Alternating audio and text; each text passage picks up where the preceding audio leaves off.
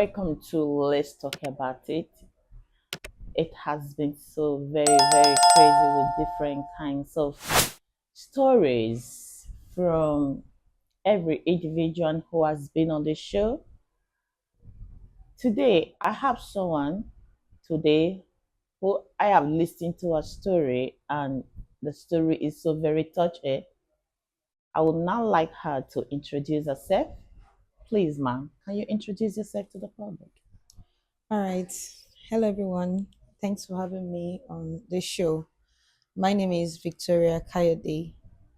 I'm so many things, but for the sake of this podcast, I am an educationist and a serial entrepreneur and also a professional administrative manager. You're welcome, ma'am. Thank you. Okay.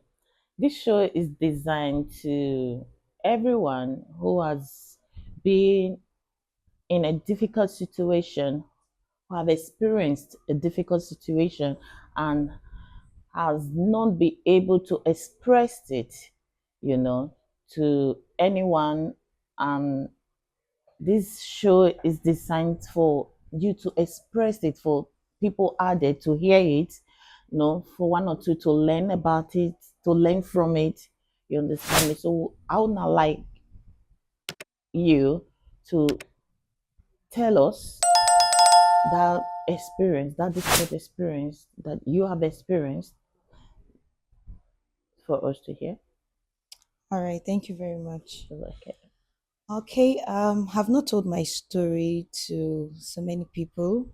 However, how close they are to me. So this is an avenue for some persons to understand my story. You're welcome. All right, so my own challenging story, as it were, was in my previous marriage.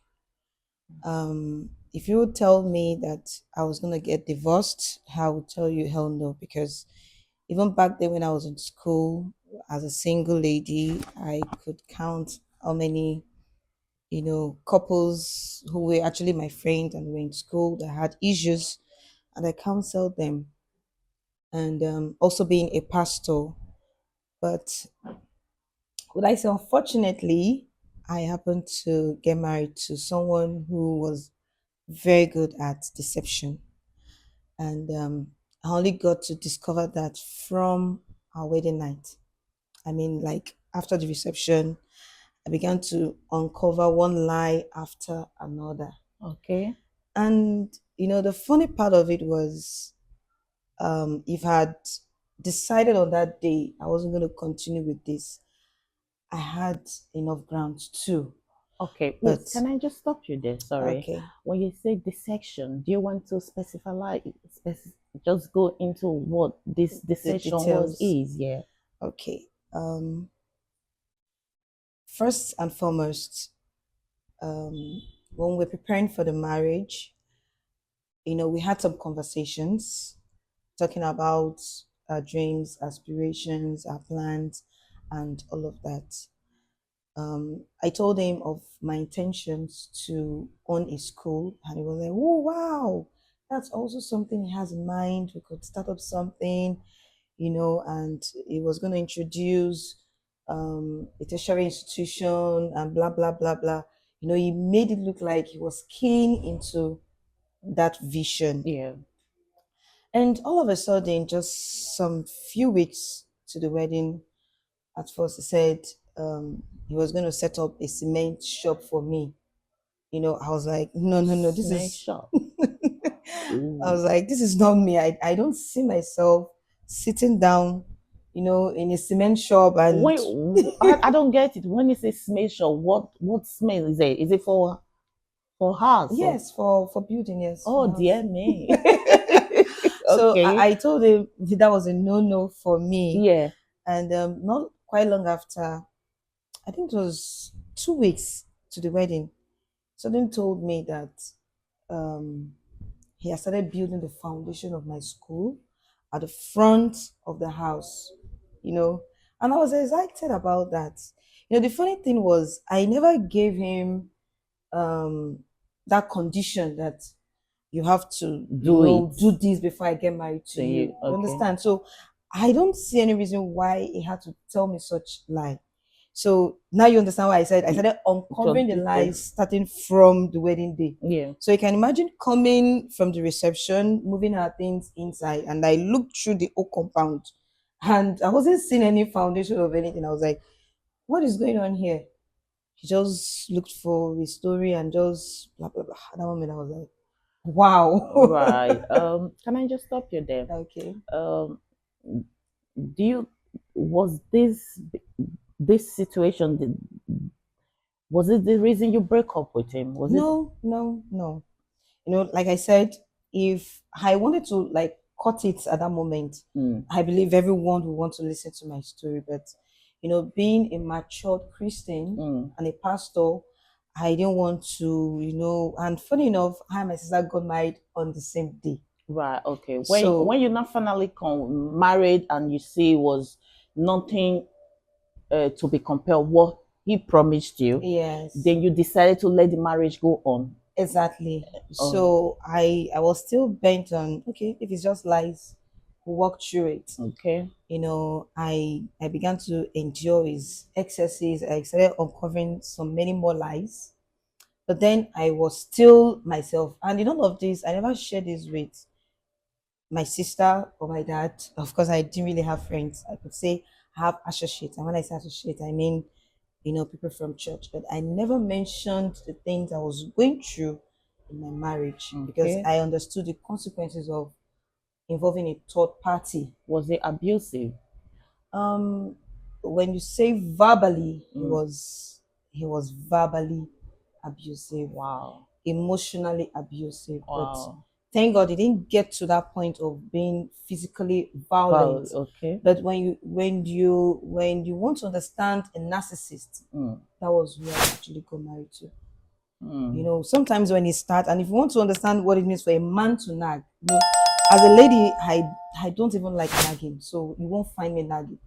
But hey, a man nagging is actually worse than a female Mm. nagging. Mm. When it starts, I will be like, I can't just take this. I want to move to another room.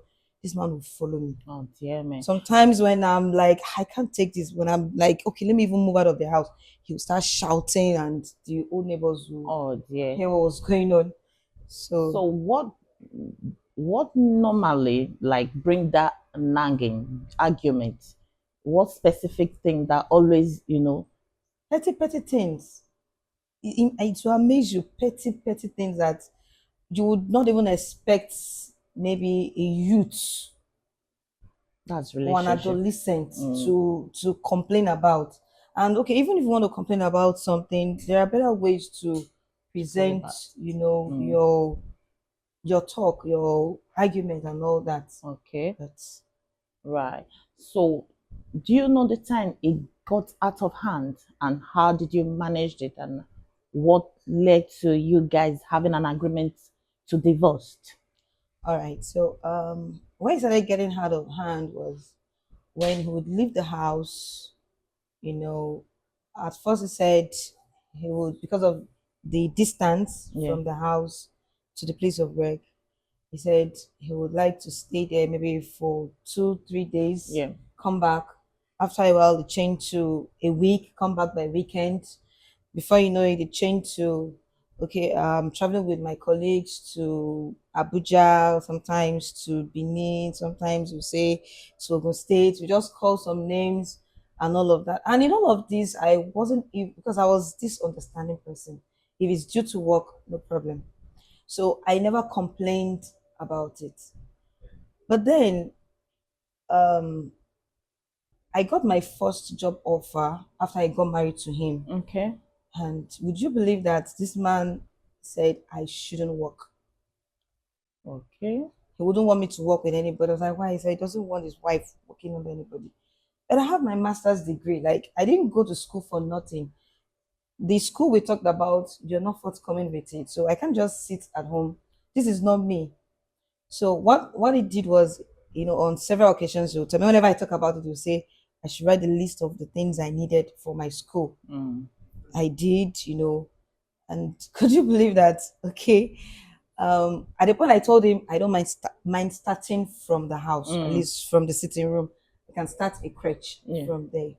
After a while, we expand and all of that. Mm. So the only thing I achieved from that was buying curtains. Curtains, I mean, children friendly curtains. Nothing came out of There that. was a lot of disagreement. Seriously. Yeah, there was a lot of disagreement.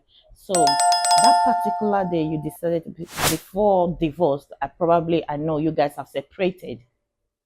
Were Okay. you still living with him before you guys went for divorce to sign the divorce paper, or you guys separated first? All right. So this is what actually happened. I got back home one day and discovered that he had changed the lock of Mm. the house Mm. just like that. Mm. No, prior notice, no nothing. And Mm. shortly before then, it was going about from, family members, Mm. on people I had high regard for. Mm. You can imagine I didn't report you to them, But you but you now went, reporting. probably felt, for this lady keeping quiet and managing me, are you sure she's not? I don't know.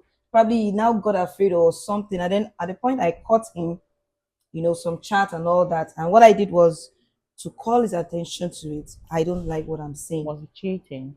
Yes, he was cheating. All right. I'm also someone I introduced him to, Oh dear. shortly before we got married. So Mm. what I did was to call his sister.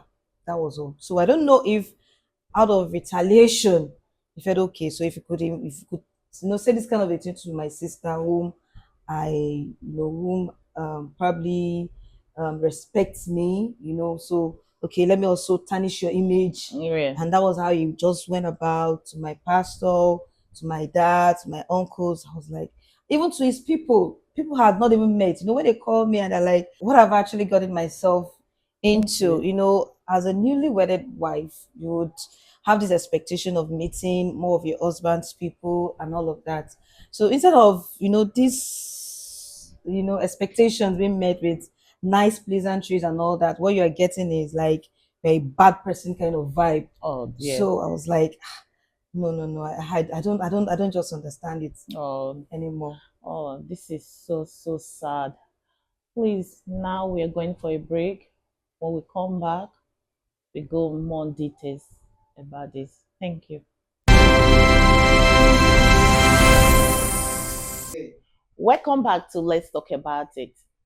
I just want to ask, you know, this time it was supposed to be your happiest moment because it was supposed to be like honeymoon. Honeymoon lasts for a very long time, Yeah. depends on the couple agreement. So, and you were going through all of this. I want to know, how do you take care of your mental health? All right. So I'm a very intentional person, Yeah. and I'm self-aware. So what happened was, as soon as I discovered that he changed the locks to the house, what I did was to go to the church. For that period of time, I was in church, and not long before then, I got an offer to manage the school, Yeah. the school attached to the church. All right. So my greatest support was Your mom. my family, my sister, my dad, and my pastor, disciple Anne Ijoma. She's actually a mother, an amazing mother indeed. She allowed me stay in the church, and she gave me some clothes, after a while, and I intensified in, fulfilling my purpose. That's why it's good you know yourself. When you know yourself, you know your capacity, you know what you carry. Mm. These were the things that kept me in all of this Mm. phase of my life, Mm. because an ordinary person would go through depression and all Yeah, that, but definitely. Yeah. I decided not to be, distracted. Distracted. I knew that it had come to an end, Mm. and And it was a to new some extent it marriage. was a relief, because what I faced within that short period of time, I don't wish it even for my enemy. Oh dear. I don't wish it. Is it when I was sick and there was nobody, no, practically nobody. In fact, there's so many other things that happened that I've not shared, but Mm. it was like a deep relief, like time for me to, Go. to Yeah. start all over again. And Even when the marriage was short. How long was the marriage yes, lasted for? Just roughly 3 years. Oh, okay. And don't forget to subscribe. And if you want to support, the details are there below. Until we come your way again. Thank you for joining us.